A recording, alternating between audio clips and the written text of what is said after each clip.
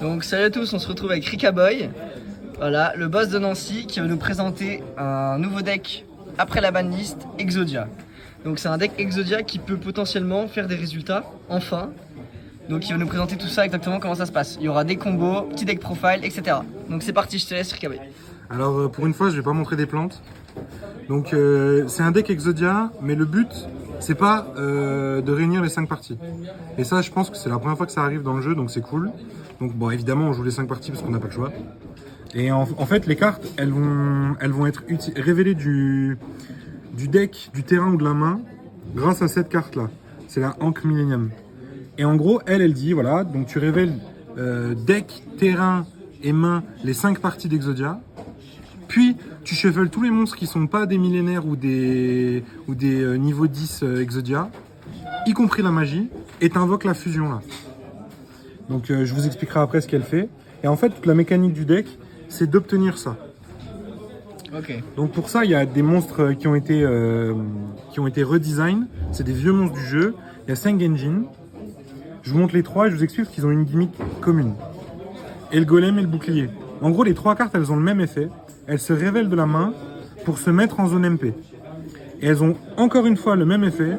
Soit on paye 2000, soit on révèle la clé qu'on a vue juste avant pour l'invoquer et faire quelque chose. L'ogre, il tuto un monstre, lui, il tuto le terrain, et lui, il tuto la clé. Et la clé, c'est vraiment... Alors, ça fait un peu répète, mais c'est vraiment la clé du deck. C'est résoudre la clé, c'est trop fort. Ils ont un autre effet en plus, c'est que lui il empêche de la destruction et lui il empêche que l'activation de la clé soit negate. Donc le but du deck c'est vraiment de résoudre la magie. Ouais, il faut résoudre la clé. Et elle dit, quand elle est sur le terrain, du coup tu peux pas jugement la clé. Ok. Tu peux pas negate l'activation de la clé quand lui il est là. Ok. Et en gros, quand tu résous la clé, bah du coup tu reshuffles pas les monstres là s'ils sont sur le board. Donc parfois ça peut être intéressant de les garder. Ça c'est pour les monstres de l'archétype. Okay. Donc Après... ça c'est une liste basique, c'est ça? Ouais, c'est vraiment très basique. Une liste type. Après, il y a le terrain, c'est le temple Weiju. Il dit que si les monstres millénaires sont pétés, bah, ils retournent en zone MP à la place. Et il a un autre effet, c'est que tu prends un monstre de ta main, n'importe lequel, pas forcément un millénium, tu le mets en zone MP, puis tu vas chercher un millénaire que tu mets aussi en zone MP. Donc en gros, ça te permet virtuellement d'atteindre n'importe lequel des 3 d'avant. D'accord. Donc du coup, grâce au terrain, virtuellement, les 3 monstres te donnent accès à la clé. Même si tu vas perdre des points de vie, tu as quand même accès à la clé grâce aux monstres. Ok, donc en tout, on a combien d'accès à la clé en tout? Bah du coup, en comptant les monstres, moi je joue 3 fois et 2, ça fait 8, plus les 2 terrains. Et après, vous verrez, j'ai augmenté aussi les accès au terrain. Donc on en a 10 de base, plus avec d'autres accès Plus les staples. Ok, d'accord. Et donc c'est un one card combo, c'est ça? Avec la magie? Ouais, c'est beaucoup de one card combo. Ok. Sachant que c'est un combo qui est fort parce que il prend pas grand chose en fait, parce que t'as vraiment qu'un monstre sur le terrain. Donc tu vas pas prendre de lava golem, tu vas pas prendre de super poli, toutes ces choses là, on les évite. Ok. Et en gros tout ça sert à invoquer la fusion Exodia. Ok. La fusion Exodia, quand elle est quand la clé est résolue, on peut plus invoquer de monstre après. Que ce soit des normes, des SP ou des... on peut plus. Donc ça doit être la dernière invocation que tu fais. Ok. La carte elle a plusieurs effets. Déjà elle est indestructible par effet de carte de l'adversaire. Attention parce que du coup quand tu prends les mimigoules c'est chiant parce que c'est toi qui détruis ton monstre donc ça passe il détruit. Je l'ai pris la semaine dernière, ça m'a un peu février. Mais et la carte c'est une negate de MP une fois par tour. Ok. Ensuite elle a encore un autre effet en damage calculation, ça c'est super important. Elle peut gagner en attaque l'équivalent de tes points de vie et c'est un effet qui reste. Donc si tu as 8000 quand tu battles, elle gagne 8000 en damage calc. Ça c'est super fort. À chacune de tes stand-by, tu dois payer 1000. Ok. Et son dernier effet, c'est à chaque end phase, tu peux aller dans ton deck et set une magie piège de l'archétype. Ok. Et en fait, il y en a 3, mais nous on n'en joue que 2, parce que la deuxième, on la joue en side. Elle est un peu moins bonne. Donc il y a Obliterate Blaze.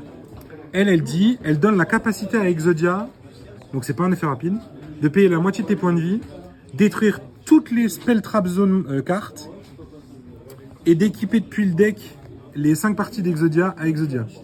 Il va gagner 2000 par partie et il est perse def. Ok. Donc en gros, ça veut dire que juste Exodia et ça fait qu'Exodia il tape à 10 000 en perse def.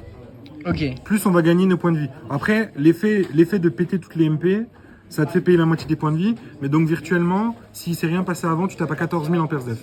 Donc techniquement, en 12 secondes, le deck est vraiment pas nul. Le deck est vraiment pas nul. Et vous verrez au niveau des spells et des end-traps que je joue, c'est des choses qui vont du coup avec ce côté end-trap. Ok. Avec ce côté go second. Même si je start quand même go first. Donc ça ressemble un peu à Tempai avec beaucoup d'entrap pour l'empêcher de jouer et en one card combo le tuer en fait. Ouais. En gros. Après, D'accord. ça c'est ce que tu poses depuis le deck quand tu es en go first. C'est la rage. Et en gros, elle dit quand tu contrôles Exodia, tu détruis toutes les cartes sur le terrain de l'adversaire. Ok. Donc ça fait Raigeki trou noir. Raigeki plumeau, pardon. Ok. Elle a un deuxième effet, c'est le tour où elle a, pas le tour où elle a été envoyée au cimetière. Tu peux la bannir et récupérer jusque 5 parties d'Exodia qui sont cimetière et bannies.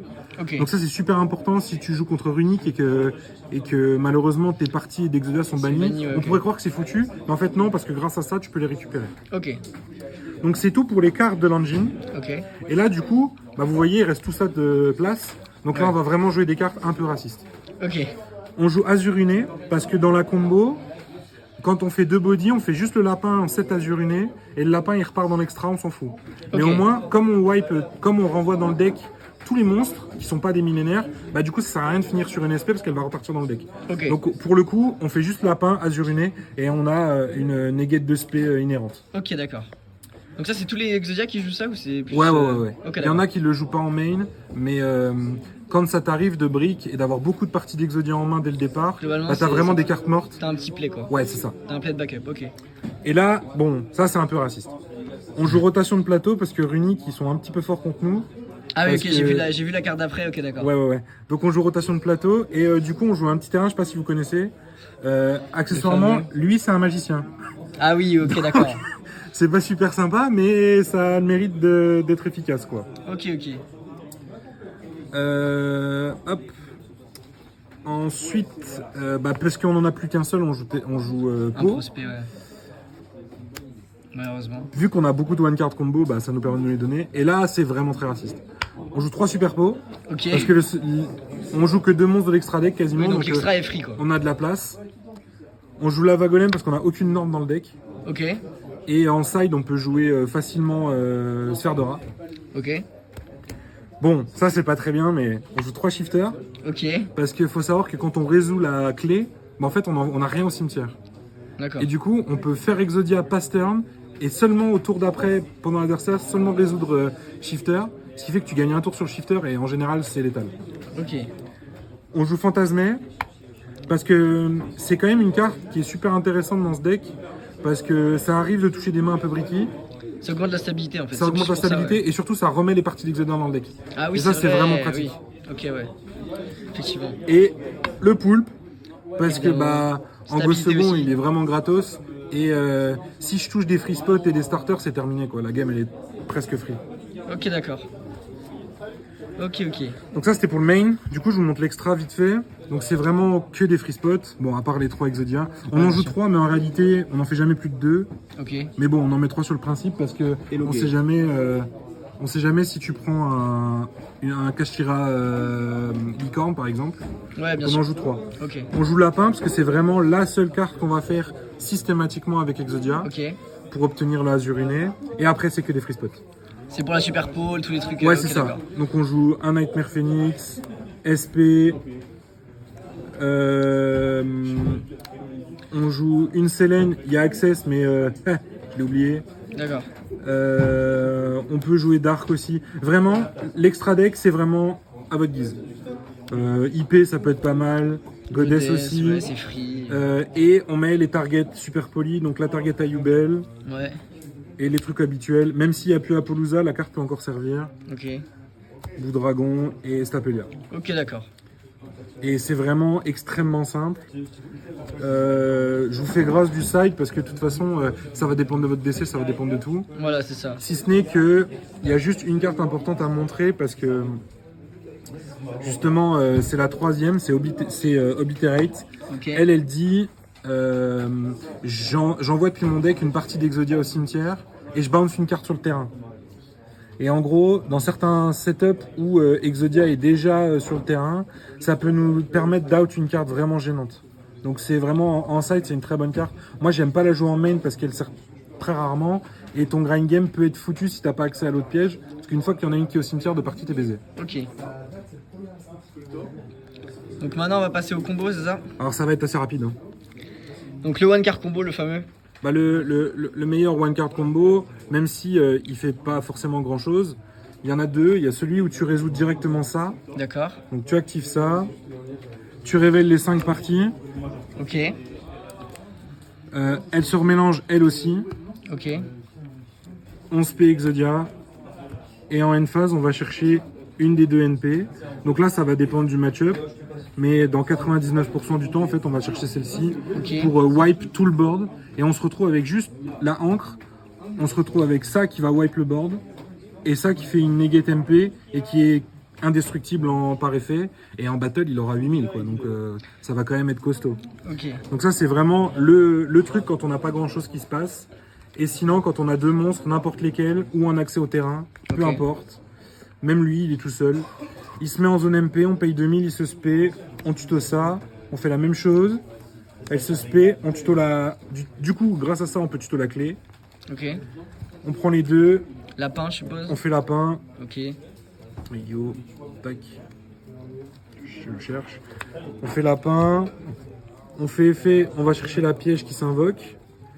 Et attention, la piège, quand on l'utilise, on ne peut pas l'utiliser à la déclaration de l'effet. Donc elle est bien en zone MP, on prend son temps, on l'active pour qu'elle soit prête à être utilisée. Et une fois qu'on est là, bah, du coup, on résout la hanque, donc ça c'est face down. Ça, on le remélange dans le deck, on révèle les 5 parties, on se paye Exodia. Et de nouveau, on va pouvoir setup ça. Et on se retrouve avec potentiellement 1, 2, 3 interactions, avec une seule carte. Ok, donc ça c'est avec le meilleur one card combo du coup. Ouais. Donc techniquement le meilleur one card combo c'est le monstre. Bah le vrai c'est le monstre.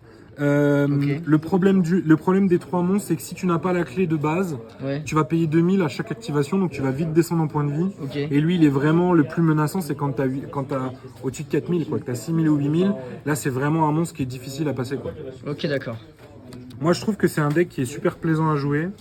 Alors évidemment il y a des shifters, donc bon, on sait que c'est pas super agréable d'affronter. En revanche, là j'ai fait pas mal de games sur DB avec et c'est assez marrant parce que les gens lisent pas tout. Attention, il y a beaucoup de gens qui soft cheat dessus. J'en ai joué quelques-uns sur DB. Et en gros, la magie rapide là, en fait elle fait pas l'effet de la magie. Elle donne l'effet à Exodia. Donc à l'activation, en fait la carte elle fait rien. Tu actives la carte, Exodia gagne l'effet. Et du coup c'est après que tu dois le déclarer. Donc c'est pas ça. Du coup l'activation de l'effet n'est pas un effet rapide. Donc attention, il peut pas détruire toutes les MP en rapide et gagner 10 000 d'attaque. Ok. Mais voilà. Mais sinon ouais c'est super cool à jouer. Je m'amuse donc beaucoup, un très bon deck pour tenter de faire un petit top en régio par exemple dans les prochains mois. Ouais je pense. Et puis ça joue vraiment des power cards. Hein. Multi-Army aujourd'hui il y a des decks qui peuvent pas le passer. Fantasmé c'est quand même une carte très intéressante aussi. Superpo, bah, selon les formats et selon la méta qui est autour de vous, ça peut être une carte vraiment puissante. Et puis c'est fun d'activer Exodia. Sachant que sur une centaine de games, j'ai jamais eu les 5 parties en main. Ok, d'accord, ça marche. Et bien merci Rikaboy pour ce petit deck pour le nouveau format. Ouais. Et j'espère que vous allez vous amuser en faisant des super gros Exodia. Obliterate! Allez, bisous. Salut!